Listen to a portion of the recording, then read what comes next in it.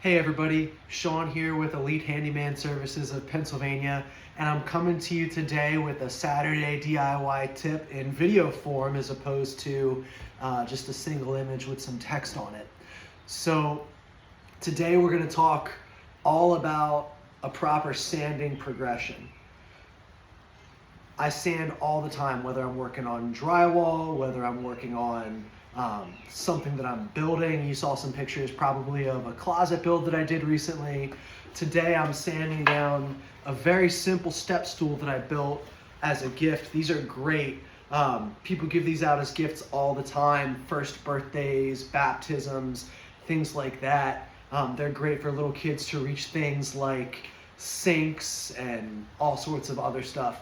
So it's a really simple construction. I just took a 1x12, ripped it down, two 4.5-inch pieces on top to make a 9-inch top. We're 15 inches here, and then we've got a brace in the center and two legs.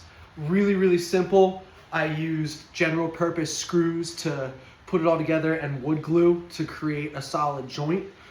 And I already went over it with 80 grit sandpaper to take off. I filled where I did screw joints. I used wood filler there, and I just knocked that down with 80 grit sandpaper.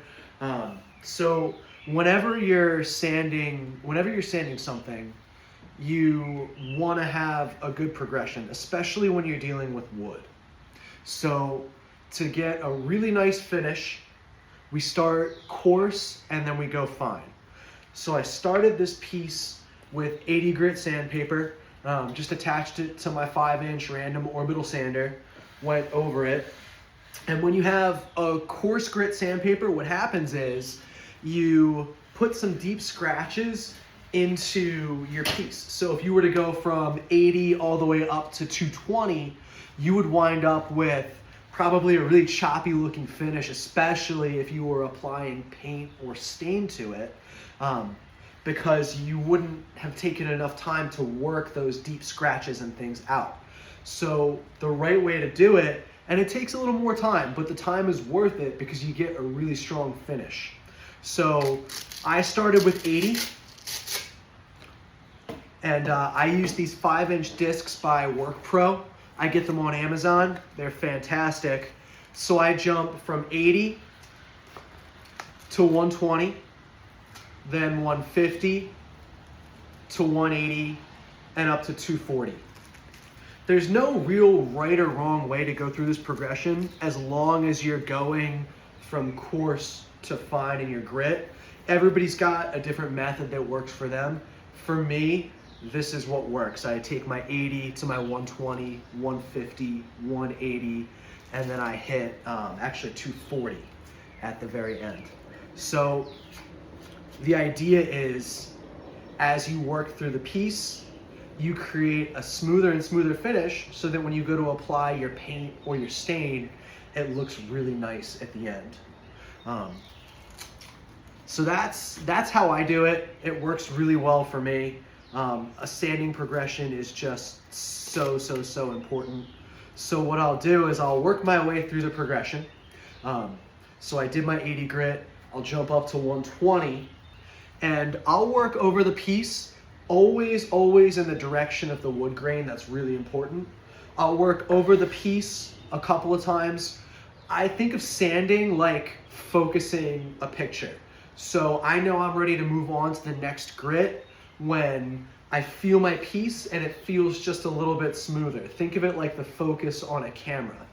As you zoom in on something, it gets kind of blurry, but then once the focus is there, it's nice and clear.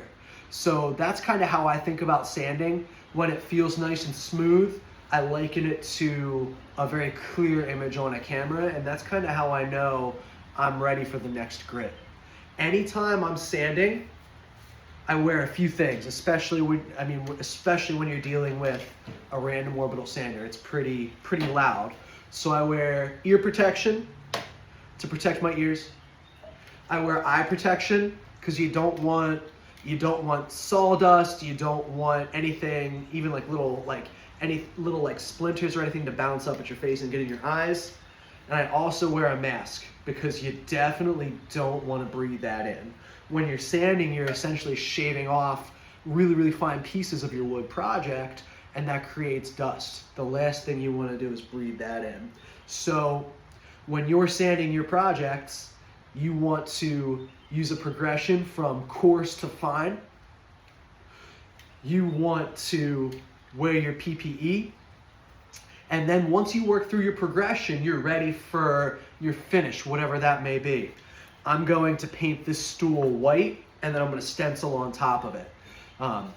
Once I apply the white paint, I'll take a really fine piece of sandpaper, somewhere probably between 300 and 400, and I'll very lightly, I won't sand hard, but very lightly go over that coat so I can smooth out that coat. Then I'll apply a second coat. When it dries, I'll do the same thing, and then it's ready for stenciling. So there's your Saturday DIY tip.